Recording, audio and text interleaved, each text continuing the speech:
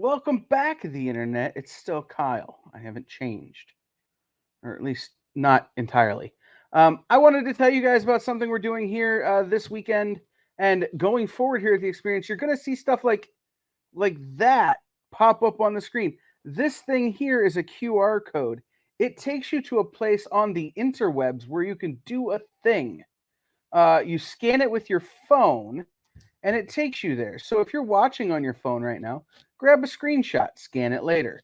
If you're watching on another device, stick your camera of your phone up to it and then tap the thing that pops up and sign up for our mailing list.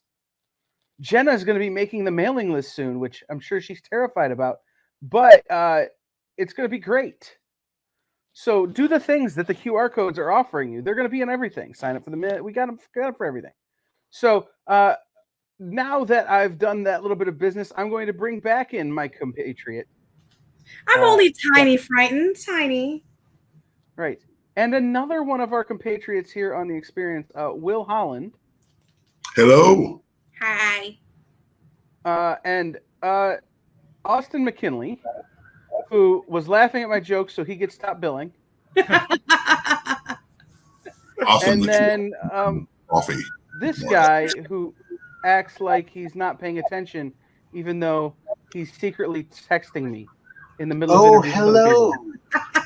Hello there, Mr. Manning. How are you? Hello, friends. Kyle, I promise if I knew you were telling a joke, I would laugh at it. Oh, snap. You know, that's true. That's true. That's super true. But Austin got it, even though it wasn't funny, which is the key. I know, it's like Austin's showing off. Mm-hmm. I'm out of coffee. Send more coffee. All right. So, welcome to the show, guys. Let's start here. Good to be here. How did? Yeah, thank you. How did you guys come, Austin and Dirk? How did you guys start working together? Internet dating? No. Yeah. That's true. By the way, hi Austin. I haven't seen you in a while. Man. What's going on, brother? Good to see you. We are at that point in our friendship when it's like, hey, by the way, we're doing a thing Saturday. It's like, cool, see you then. See you. No, Okay. Yeah, it was. Can you hear me now? We can hear you. Okay. So how did you guys start working together? Internet dating. Yeah. Nice. Next volume of Tales of Mystery will be Tales of Mystery Volume 6, Internet Dating. Yeah, exactly. Yeah. No, we met.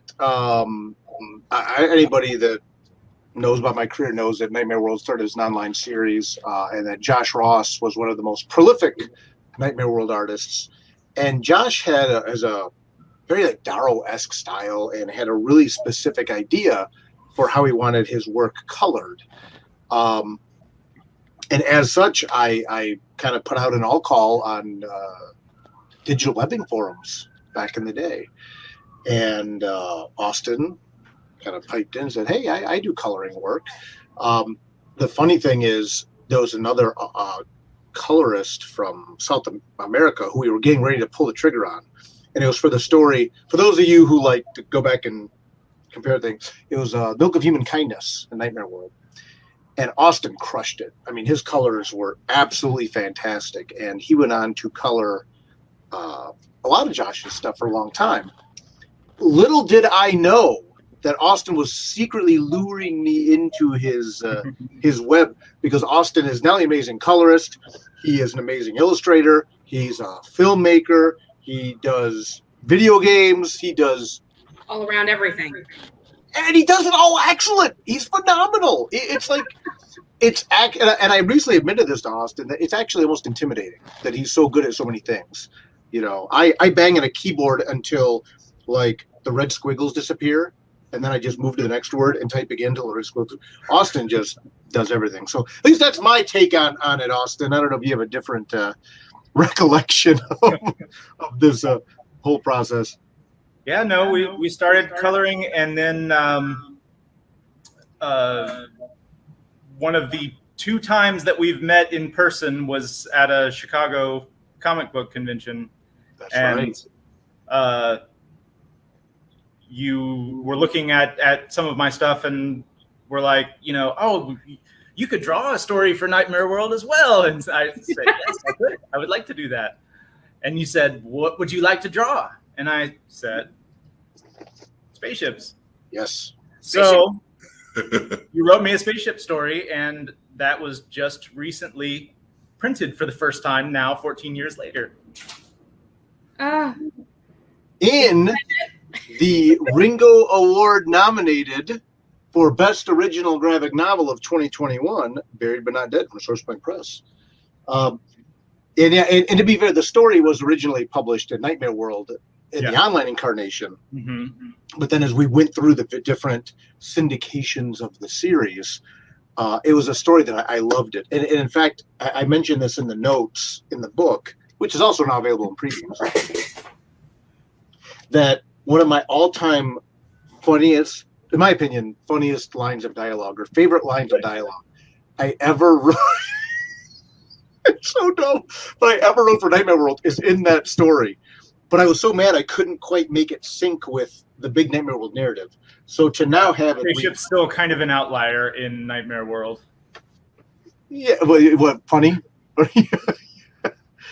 Yeah, it's so. It really tickled me to be able to have this story in the book and have it in print.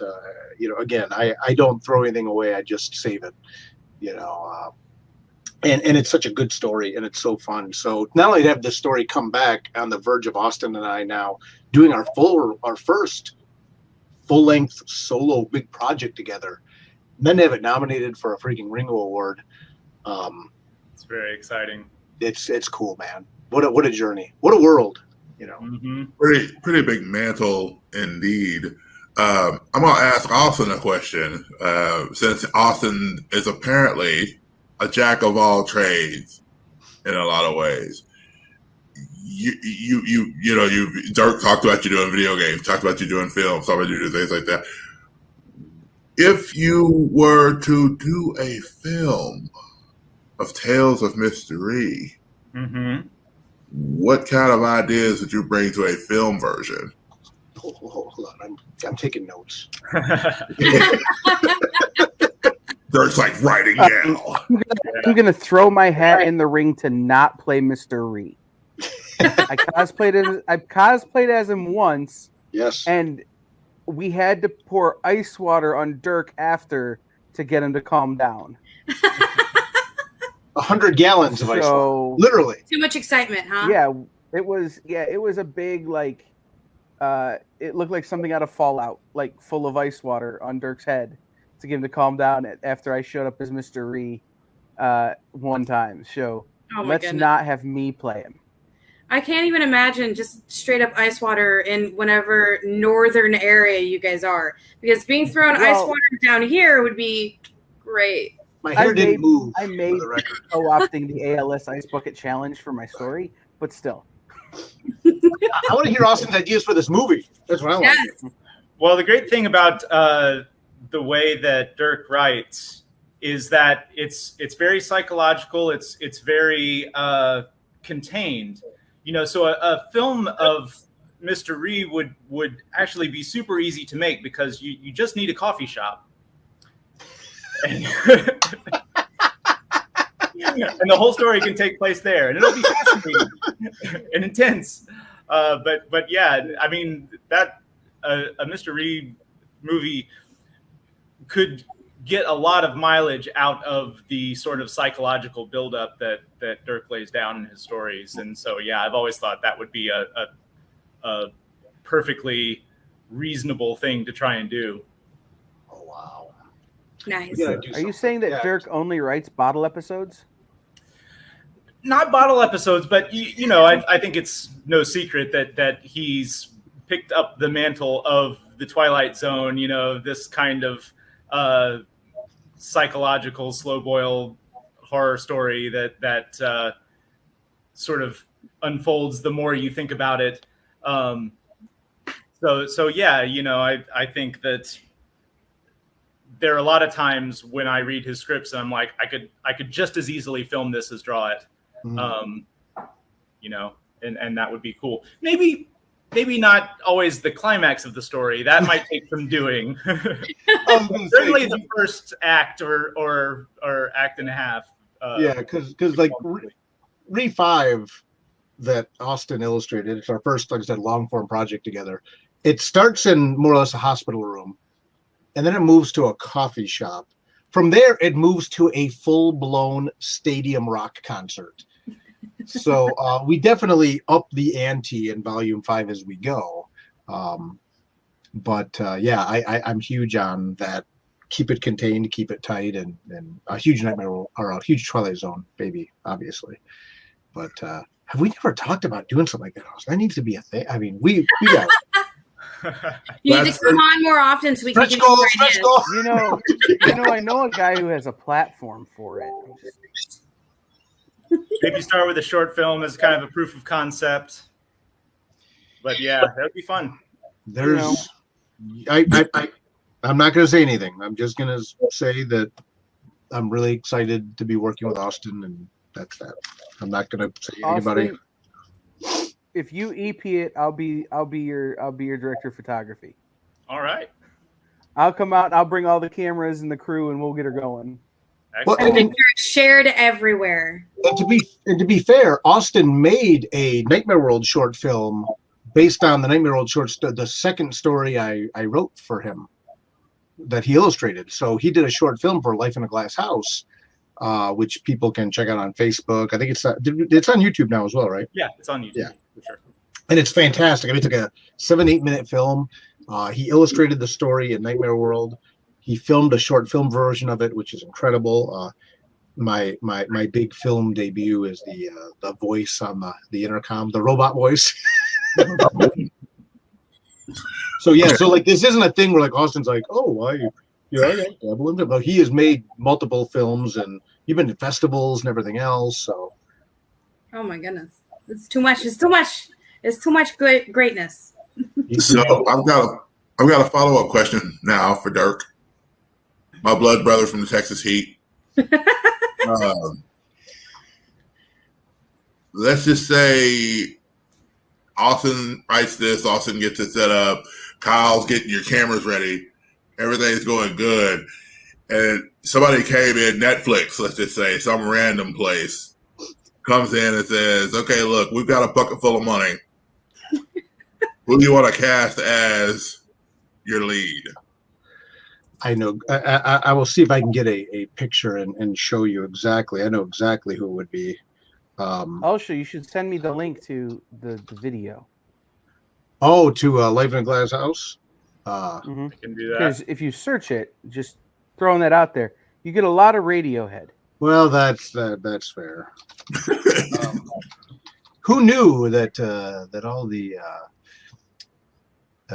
it'd be? I'm trying to find a good picture of them, but hands down, I've always said it's Rockman Dunbar, who let's see, where's a good one? Here's a good picture right here. I'll send this to you, Kyle, and you can maybe put this up. But he was a lot of people will know him from Sheriff Eli Roosevelt from Sons of Anarchy. And when I finally first watched Sons of Anarchy for the first time, I saw, like, I jumped off the couch. I'm like, oh my God, that's Mr. Rhee. I just sent you a picture. When you see this picture again, when you see the picture of my just sent to Kyle, you can see that that's him to me. I mean, hands down.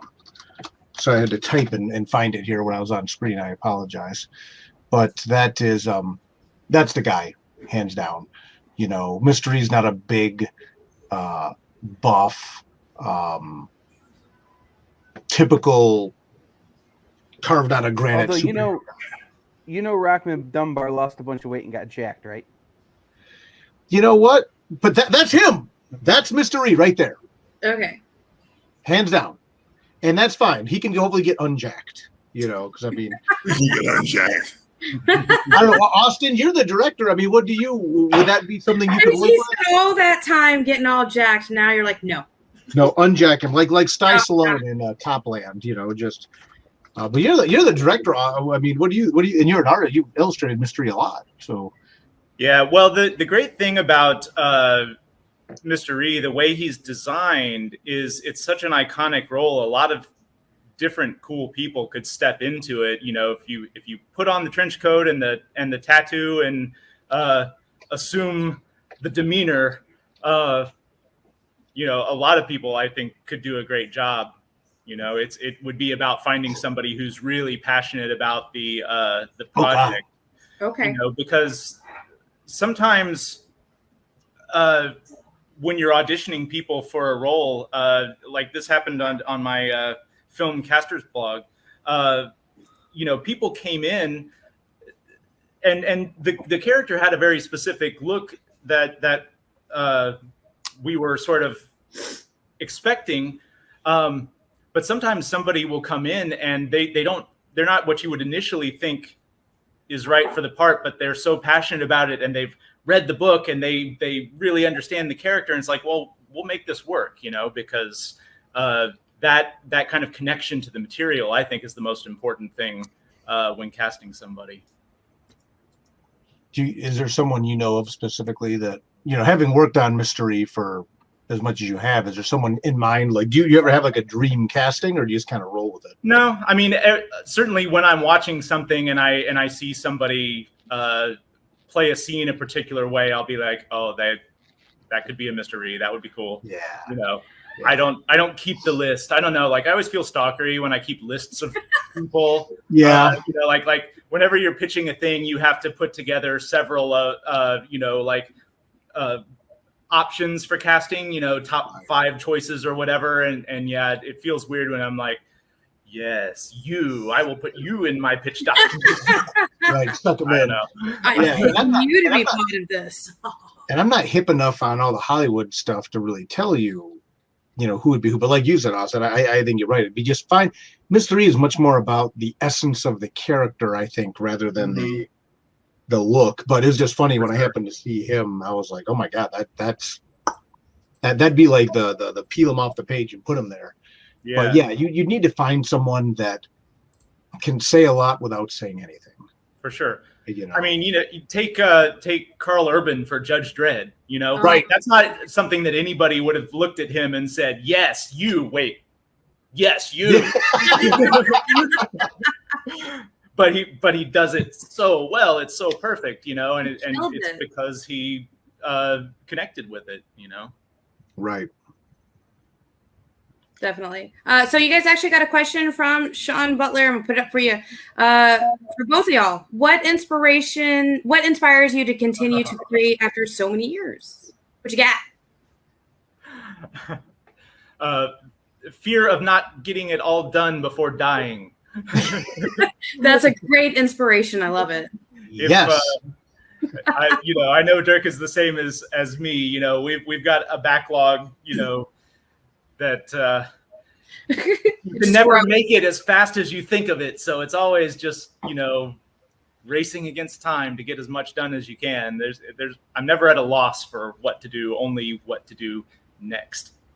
Yeah, totally. That's one of the reasons Austin and I think get along so well. And I think in a way what's gotten in our way of working together as much as we do, because at least the way I've always viewed it, Austin's always got so much stuff going on. He's always so busy and he's so talented. And it's like, man, like, hey, you want to work together again? He's like, yeah, we do it and it's cool, you know. But I saw a meme the other day that really shattered the psyche of my soul.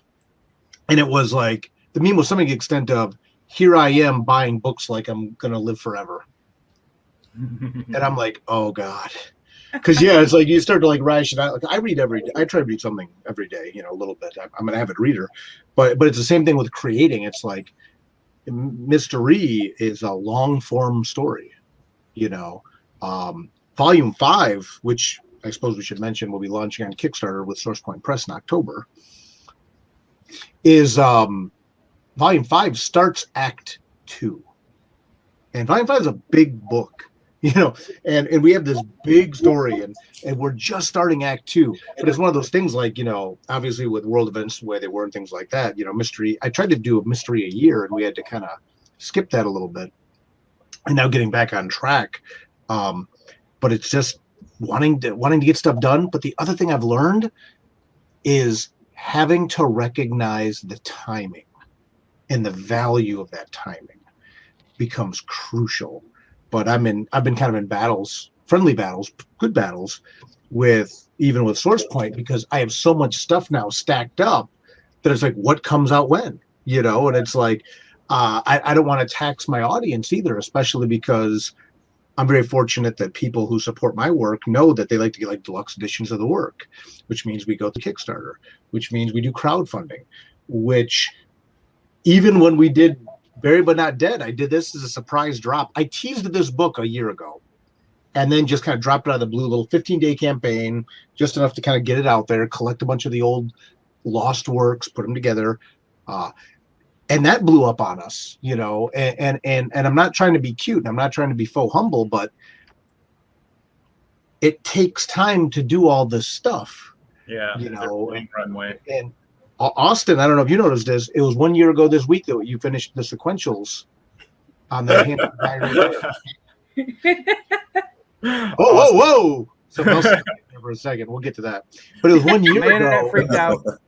Yeah, it was 1 year ago that we finished the pencils that you drew that soul-crushing, exciting last page of Mystery Volume 5, and it's not coming out until this October. I mean, the timing is crucial, and we originally were going to put it out before, but then this other thing kind of popped up that Austin also worked on, Butts and Seats, Tony Schiavone's story. And we had to make the tough but proper decision to do Butts and Seats first. And, Austin has a story in that with me as well. Then do Rhee 5, then do Cthulhu Jr., then do the next, and reshuffle the deck a little bit, which I think I'm hoping that, I don't want to say they calculated a risk, but I'm hoping the strategy we've took on this is going to work out, because a lot of people are going to see Austin's art again in Butts and Seats, parlay that into Mr. Rhee 5, as well as the Omnibus, which Austin's also a big part of that as well, and so that's the other thing. So that's a very long answer to a short question, but fear and timing. Fear and timing is your best inspiration. I love it. Absolutely. Yep. I need that as a shirt. How everybody has like live, love, laugh? Fear and timing inspire me. Jen King's dropping some casting bombs there too. So. Oh yeah. Ice cream is also a factor, because if I do a good job, I get some ice cream. So ice cream is also a big one. Oh, I keep waiting for Miss Jen says next time you're coming down, we're getting an ice cream truck. So you need to come. Let's do this. We got some in the works. Jen and I got something in the works. Don't worry, it's coming. We're going to be back in Tejas soon. Speaking of Butts and Seats, my question at the moment for you guys is, how interesting has wrestling been for you guys over the last few weeks? We've had a lot of changes going on. Oh, I can't speak to Austin's investment in wrestling, but for myself, what a time to be alive, my friends. What a time to be alive. The best, it's just amazing. The people, the voice of the voiceless, as he used to call himself, the best in the world, CM Punk, coming back to AEW, really just changing the game, and the ripple effects are huge. AEW has been firing on all cylinders for a while, and there's a lot. I see Sean in the comment mention momentum. There's a lot to be said for momentum in a lot of things, and I think that's one of the things I was alluding to with timing earlier. And when CM Punk came out on Rampage, and was so loud, the audience was so loud that you couldn't hear Cult of Personality by Living Color blasting over the speakers in the arena. I screamed. I was at home and I screamed. I texted my friend. I was like, CM, and she's like, I'm still screaming, and I'm like, I'm screaming. Yeah. It was great. We were at Astronomicon, and there's a picture online of like me and Travis and a couple of us gathered around an iPad during the show. And like, if you looked around, everyone was like on their phones and stuff. And we had a bet. I lost $1. I'm not too ashamed to say I threw it at Travis. I was so mad. But whether or not CM Punk was going to open or close the show. And I said, oh man, they're going to milk this, man. They're going to close it. And Travis was right. Travis McIntyre was right. He said they can't. He goes, the crowd will lose their mind if we wait till the end. And when the show opened up, and then just that, it was like, oh, I get goosebumps just thinking about it. So yeah. Oh. Yep, they definitely lit the gas can, so to speak, with him. And of course, I thought it was interesting this week. People started with the yes chants, and his response was, "That's written for another guy." You just got to be patient about that. Be a little bit patient. It's like, oh, this is even gonna get better. Well, Austin and I were talking about the backlog of projects and timing, and again, let's say hypothetically, and for the record, I legitimately don't know, and I don't talk to Tony about this stuff. I never, even though I have a very good relationship with Tony, I never asked him, "Hey, is CM Punk really coming?" Yeah, I want to be a fan too and just enjoy it. I don't want to exploit that friendship we have. So when I say literally hypothetically, I mean it. Hypothetically, let's say Daniel Bryan has signed with AEW, and let's say you signed to Daniel Bryan, but then CM Punk comes in. What do? Do you bring in Bryan before Punk, after Punk? You know, and again, so that timing in that, there's guys like Bray Wyatt out there lurking around in the background, possibly Adam Cole. I mean, there's Braun Strowman. I mean, Buddy Murphy. The list goes on and on. So, and then where do you determine where they stand in the group shot of the comic that you eventually draw? Right. You mean this comic right here that Austin McKinley did the ash can for? My signed, the first comic Tony signed. Awesome.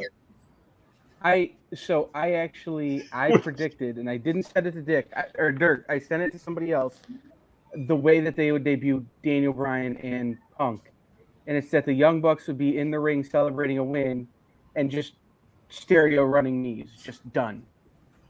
And now you've got a feud. Like I hope they bring back two guys who so similar in style that it would. But so should we? Let me ask this question: should we show the people the cover that I accidentally clicked on when my internet freaked out and start talking about that, or should we keep teasing that for a minute? I think you should keep holding it up for half a second, right? Know, and just like subliminal messaging, right? Yeah, right. That would be appropriate given who's on the cover. That's true. That's pull super the trigger. true. Let's show the people. Let's give the people what they want. Oh, there it is. There it is. Yeah. All right. Bring it up to another seizure. That's the tease in itself. There you go. Pull it up. That random flash. I want to give the cover artist the credit he deserves on this. It is an amazing cover. Yeah. You know, one of the things with Mystery I've done, and for better or for worse, is I've always brought in a horror artist to do the covers. So the first 4 covers were Riley Rossmo, Eric Powell, Jason Pearson, and Ben Templesmith. And the cover to volume 5, which Kyle may or may not bring up as I continue to stall, is by Richard Lung, who does Cthulhu Wars for Peterson Games. He's done some other stuff. It's getting big. Yeah, zoom in on that monster. So there it is. That is the cover to Tales of Mystery Volume 5. And you can see a certain tentacled old one featured very prominently. Richard was my dream artist for this one. You know, truly was the guy I wanted because of affiliation with Cthulhu Wars, which is a record-setting game on Kickstarter. Rockstar Paranoia. So that's the cover to Volume 5. Beautiful. It's so pretty. And then the omnibus. Great detail there. You sort of can't see it at this resolution, but he's holding a microphone. Yeah. Rhee is holding the microphone. It's kind of like a Breakfast Club style pummel. But yeah, you got Rhee holding the microphone. You got Cthulhu. You got tentacles everywhere. And not to be outdone, and I didn't send a preview of this because I want Kyle to spoil everything all over again. But Jim O'Barr from The Crow is doing the cover of the omnibus, which we're relaunching alongside Volume 5 as a double-header Kickstarter campaign. So we're going to have the omnibus or the compendium, whatever you want to call it, whatever we decide to call it. And then Mystery Volume 5, Tales of Mystery Volume 5, Rockstar Paranoia, illustrated by the great Austin McKinley and colored by Alessandro De Fornassari from Haunted Highons, who this will be the first time he's colored anything that Mariana Pascosta hasn't drawn. And he did some really cool, really bold coloring stuff with this book that it was interesting. It was, when I'm trying to find the right way to say this. When it started, the pay, I guess, I don't want to say too much and give anything away, but he brought a very European style to the book, and it pays off in dividends the more you go through the book. He's very, very good. It's a different sensibility. There's a lot of things where I saw what he would do, and I'm like, man, I wouldn't have even tried to put those colors together, but you did, and it works, and it's amazing. Yeah, he did some really cool stuff. I can't wait for people to see it. Tales of Mystery Volume 5 is, like I said, it's the beginning of Act 2, and Act 1 in my mind, and I think anybody that read the book can tell you, was kind of like the Ranabus story arc. It was Mr. Rhee learning to accept his being with the Promise Group. The Ranabus situation worked itself out.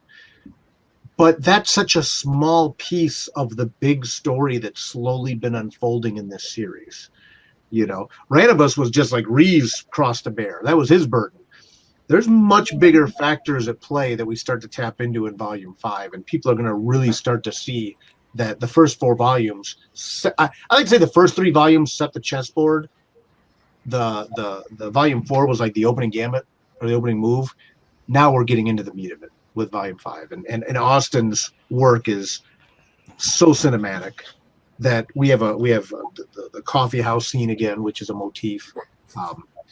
I did some complicated stuff because I knew Austin's a guy that could pull off the storytelling techniques, of like the almost Three Stooges like moments of action and how to convey movement in a way that only Austin could pull it off. And I'm so excited for people to see it. I'm so excited. So, Austin, as someone who's colored Mr. Rhee, you worked on Josh's original. Well, I certainly shaded it. I wouldn't say that I ever. Well, shaded. No, listen. You colored the hell out of it, but you colored the hell out of it in black and white and gave it that real film noir look that set the tone for the series. Sorry. What's it like working with someone like Alessandro, having him color your work? It's been really exciting to see the stuff come to life. It's interesting. We were talking about Milk of Human Kindness and how much fun there's a nightclub scene in that with like a disco ball and colored lights and all this kind of stuff. And I had a bunch of fun coloring that many years ago for Josh, and it's almost come full circle now because some of the stuff that Alessandro did in the Rock Stadium with lights and a crowd and effects and all this kind of stuff. I mean, it just sings. It is incredible what he did. And yeah, like, I mean, I did some stuff when I was drawing it where I was like, we'll see what he does with this. Like you're issuing a challenge, but at the same time, you're just excited. I love it. Yeah, absolutely. And there's something about color in comics that it doesn't really come together until you see that. And I love black and white comics as much as anybody, like indie stuff. That's my sensibility. But color makes it come alive, and it's really fun to see that happen. When you've done the black and white and you're intimately familiar with this image, and it comes back to you completely fresh and new. Yeah. And Austin hand drew every page of Tales of Mystery Volume 5. That's amazing. Don't really see that a whole lot nowadays, do we? Yeah, no. I was gonna let Jenna and Will finish this out, but if you said that, so I have to come back. Dibs on some original pages. Well, you called dibs. I'm Kyle, and I'm gonna put the dibs in first. Right. Rude. Yeah, I mean, I'm not gonna say that Austin's not gonna charge more than I could afford. Dibs.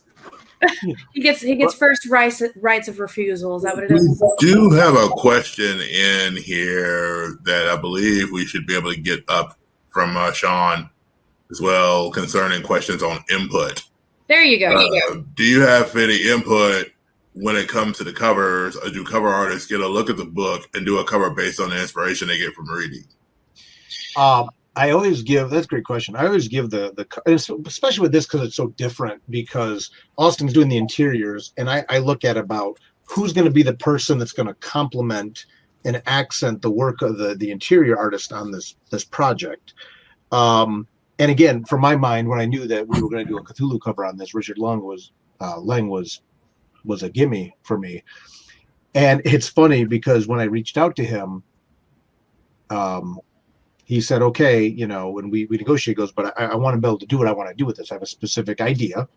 And I said, what a coincidence. I do too.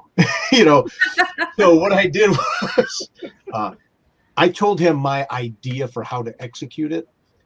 And then he just blew it away and ran with it. Same with James O'Barr. I'll never forget this. I was at Ace Comic-Con in Chicago, and James O'Barr, the Crow, who did the Crow is a massive influence on me personally and professionally. It's one of the first books I read getting into comics. And I've known James O'Barr very casually throughout the years. And he's one of those guys that I get real nervous around because he's really quiet anyway. And I was like a booth barnacle at his tables in Detroit, like when I was 17, I would just hang out there and like just watch him draw and like, I'll never forget, he was showing me pictures of the movie when it was being filmed before Brandon passed. Oh wow. Yeah. And then like after I saw him again afterwards, but he was always very gracious to me, and me not knowing Connecticut of just standing by his table the whole time, just like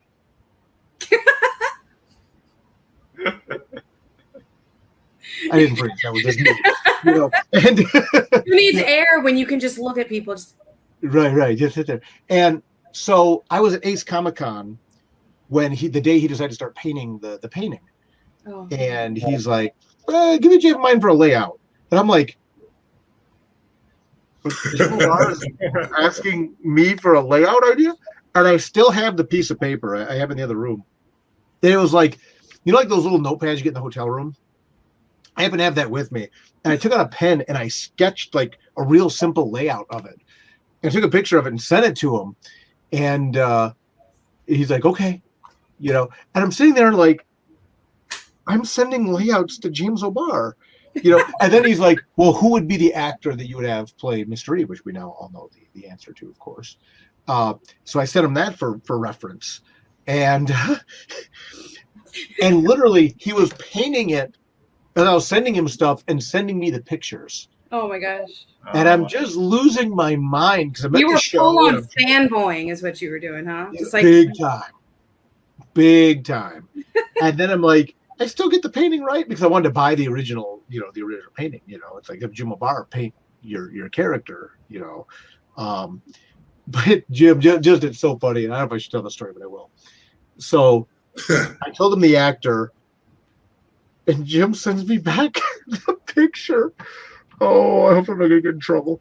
But he sends me back the picture of him, and it's like him almost naked. He's like this. And I'm like, and I said, well, I like the triple, the mystery XXX exclusive cover. Oh, wow. he's just busted my chops doing this, But it was so yeah. So I always try to honor where the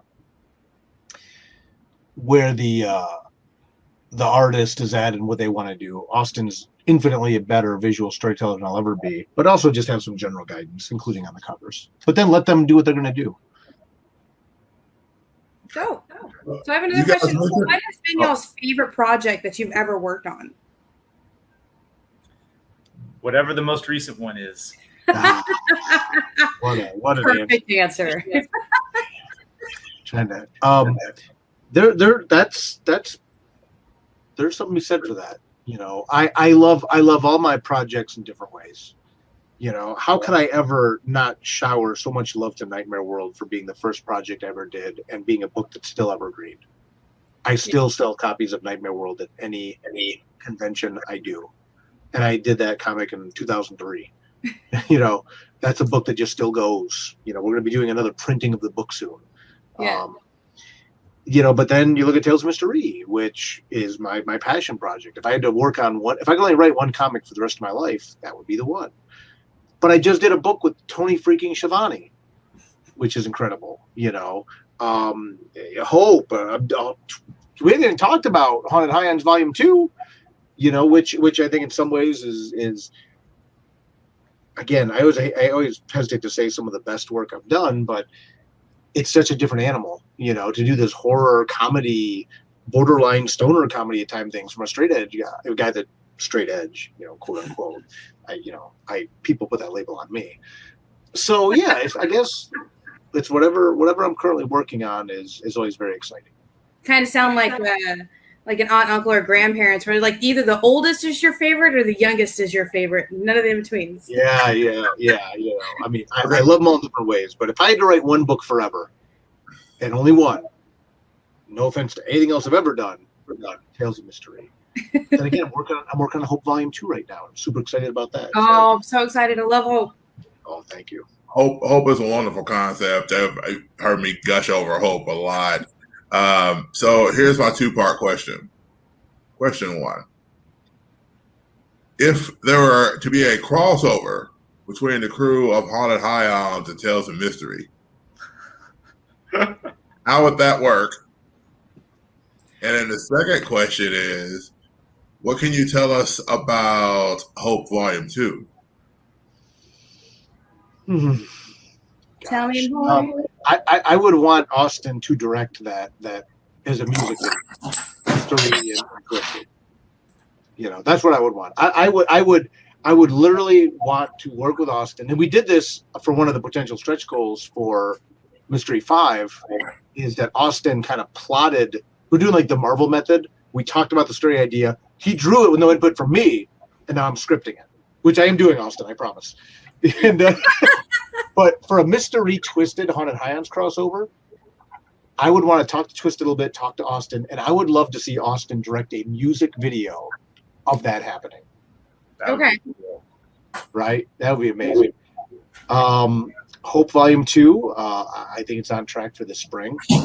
Fun fact with Hope, Austin was one of the first people I pitched Hope to back in the day, and we actually have sample pages even. Oh. Yeah. That's a completely different look than what it ultimately ended up being, and I love where it went. I think that was really the right call. But yeah, we've got some in the vault. There exists a completely different Hope, and maybe we'll see that someday. Yeah. I keep hearing about these vaults. I need to find it. Yeah. I'm not going to do anything to it. If it's missing, don't check my house. When we get the Hope omnibus, we can get the alternate take. Ooh. And with the Austin commentary. I'll tell you, and obviously it has nothing to do with Austin not being amazing. Again, it was a situation of timing. Hope was originally kind of pitched as part of the Shadowline Who Wants to Create a Superheroine project. And Austin was my go-to for that, knowing that he was an amazing artist. And ultimately, the timing didn't work out. Austin got busy on other stuff. I got busy on other stuff. And really, what it was determined was, we needed a certain aesthetic to launch that series. And Kaylin Smith did a wonderful job launching that series with that aesthetic. Moving forward, I'm really excited about the announcements we have about Hope 2. Hope 2 is happening. I know I left people on one of the most dynamic cliffhangers of all time, and then just got really quiet. But Hope 2 is coming out. It is coming out. We're really excited to get some really cool announcements on that soon. So It looks like Val's right there with me to go get the vault. it's a hell of a vault, man. You may have seen pictures of it. It's it's sort of in Scandinavia. It's kind of built into the side of a mountain. It's got like a little. It's to survive the apocalypse. Oh yeah, definitely. Right. But will it survive Jen and Val? We'll find out. There's a vault I would love to be able to break into for one movie. If you know, you know. I'm not going to say the name of the film, but there's a movie that's underneath the Disney vault somewhere, buried, locked behind several steel cages that I would love to get just for the culture and because, yeah. There we go. Like I said, I put it in the title of the film. Oh, I cleaned out my vault for going into this new con season, knowing that we're doing a year of shows in 4 months. Knock on wood, anything goes okay. And it was kind of like, how many copies of each of my books do I really need? All of them. All of them. Well, see, that's what I said. But all I'm doing is building the world's coolest estate sale someday. You know, and Why not? so I decided on a number. Like, I'm only going to keep this many hardcovers, this many of this. But I'll tell you, going through all of my work and then just peeling out, like, do I need 9 copies of this? Do I need 8 copies? No, I don't. I just need this many, a couple. And I've been offering that stuff on the road, you know, in my Dirk's Vault box. And it's been crazy finding a lot of this older stuff. And like, this is going to sound like an a-hole comment to people that maybe don't create as much as Austin and I do. And I don't know if you've ever had this experience, Austin. I found stuff I kind of forgot existed. You ever had that happen? Like, you remember it when you see it, but I'm like, oh my God, I did something in this. Maybe not a project I did personally that I shepherded, but something like that. Yeah, I don't know. I live with the work, you know, when I'm drawing it, maybe a little bit more. So it's all kind of burned into my brain. I don't forget that I did stuff exactly.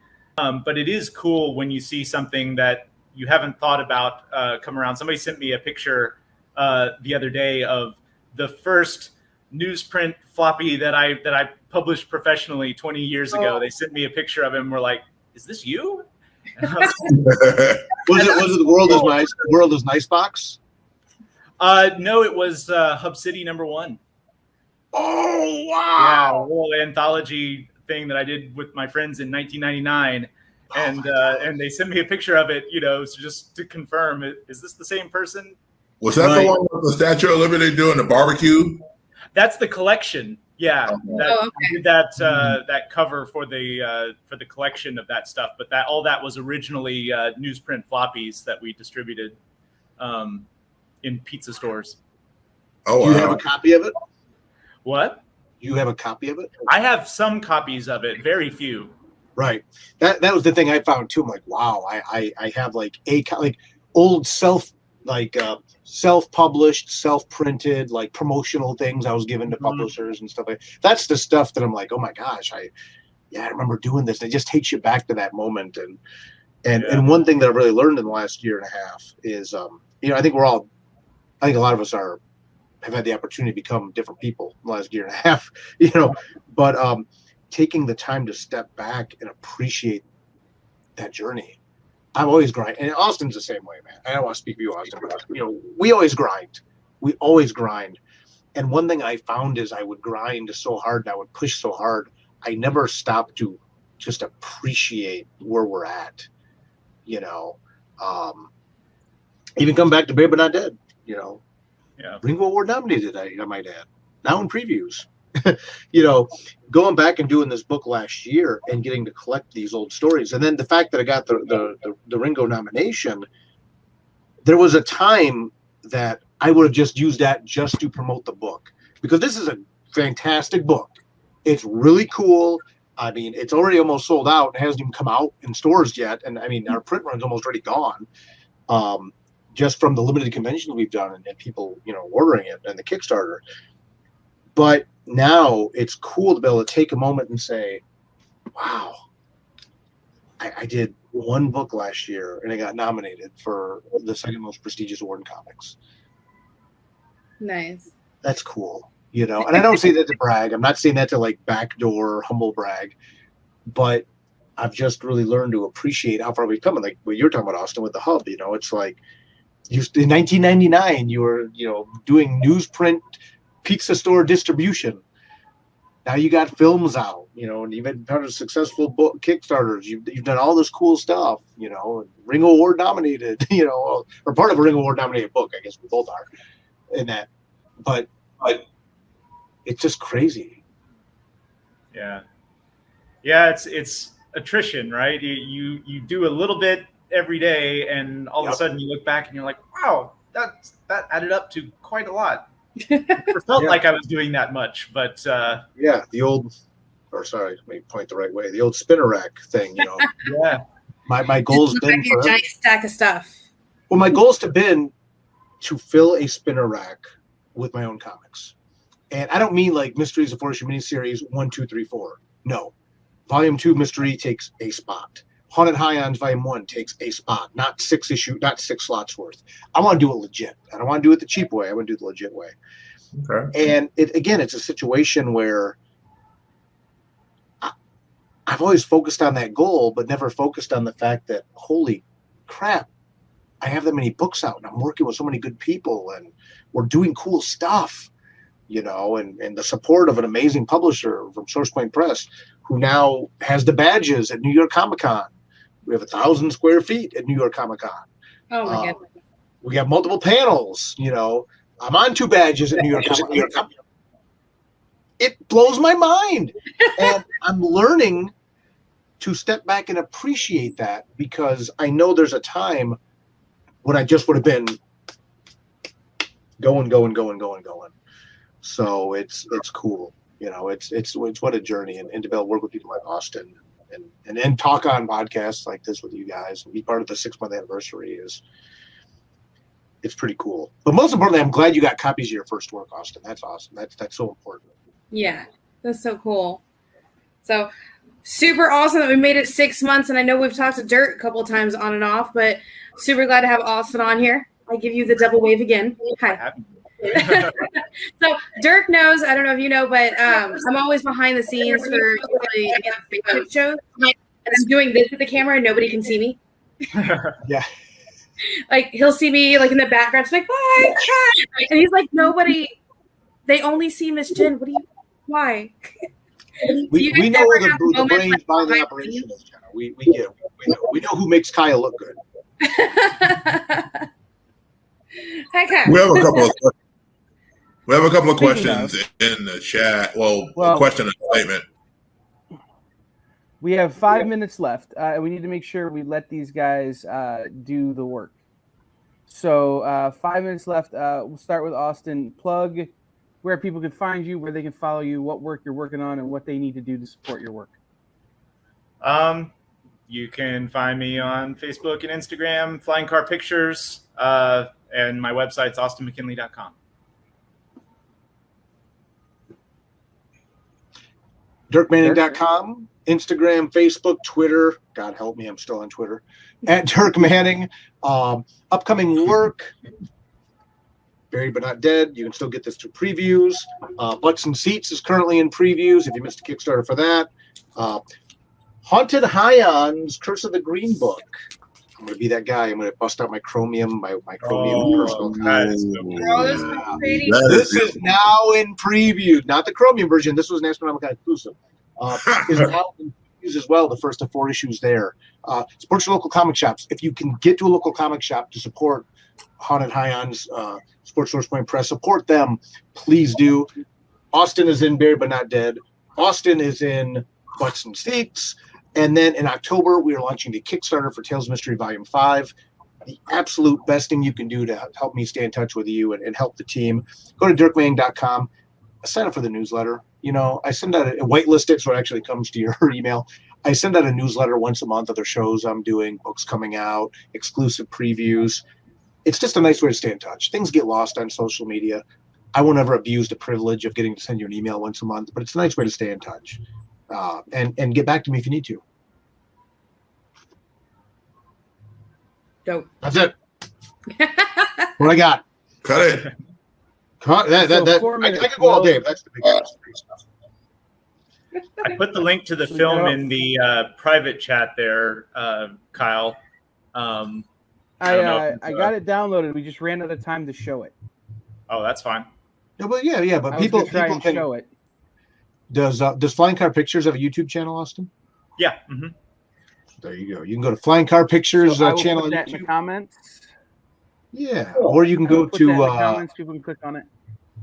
Yeah, you can also find all the films through my website as well. They're all linked from there. I recently ventured into creating a YouTube playlist. I have a YouTube channel, Dirk Manning channel. So it's youtube.com/Dirk Manning channel.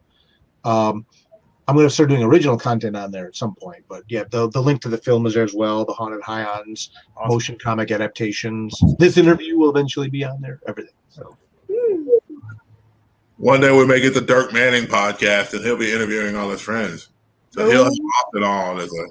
People don't want to see me that much, No, they love to hear you. That's what podcast's all about. Well, I have a face for podcasts, so that helps. As long as we're not the video face, Kyle. I say he can have Kyle on there. I thought you said my friends. Oh no, Kyle! I promised I'm not going to do the heel promos anymore. I apologize. You got me with one earlier, and I got you back. Now we're done. But yep. That's it. I'm going to behave. I'm going to be good. I'm not going to fall into the heel. Otherwise, Drina will kill us both. Let's be real. That's right. So the boss, the editor, we didn't get our obligatory Drina Joe references in, but she's the editor on Mystery Volume 5. She's the editor on Haunted Highlands. She's the editor on Hope Volume 2, and she will kill us if we don't behave. So we try to stay in line. Editor extraordinaire, Drina Joe. Absolutely. I'm not just saying that so that she doesn't slice up our ankles. You see nothing. You've only seen Jekyll, Austin. You haven't seen Hyde. You haven't seen when she goes on a rampage about something. I'd rather not. It's like when a dog takes like a squeaky toy and starts biting it real fast. Uh-huh. Oh dear. I think that's that's how Kyle and Will feel about me when I just start yelling at them, like they're doing an email or something. They're like, "Oh yeah, we'll get to it." I'm like, "No, do it now." Right. No. Jenna says now. Yeah. I'm gonna die. This is my last podcast appearance. But I want you to know it's all been a pleasure. And if I die, just know that I talked crap to the very end. To the last moment. Make sure to put that on your tombstone till the end. You're like that hand that goes down in the water and then just right. And in the background, you're hearing the arms of an angel playing. Right. One of my favorite scenes in Mystery, and I know we got to go in a second, but it was in Volume 4. When toward the climax of Volume 4, Ranibus is just kicking the hell out of Mystery. No pun intended. I mean, because Mystery's outgunned, and Ranibus is like this brick outhouse, and he's just beating the crap out of Mystery. And Mystery, he's like hanging there, and he's dying basically, and he casts a spell on Ranibus that binds them together, and it reads like closing comment is, "This way, when you die, I'll see you in hell." And we'll keep going. I think it's like, and then passes. It's like my spirit animal. It's like you may have this round, but you don't have the war. We will continue this in hell. So that's my guy. Well, speaking of, we will continue this in hell. That's our time. Okay. For today, so I want to thank Dirk and Austin. For being here and talking to us, and tell everybody to stay tuned in just about a minute. Jenna and Will be back with Allison Sampson of Sleeping Beauty and Winnebago Graveyard and so much other cool stuff. So we'll be back in just a minute here on the Experience post anniversary.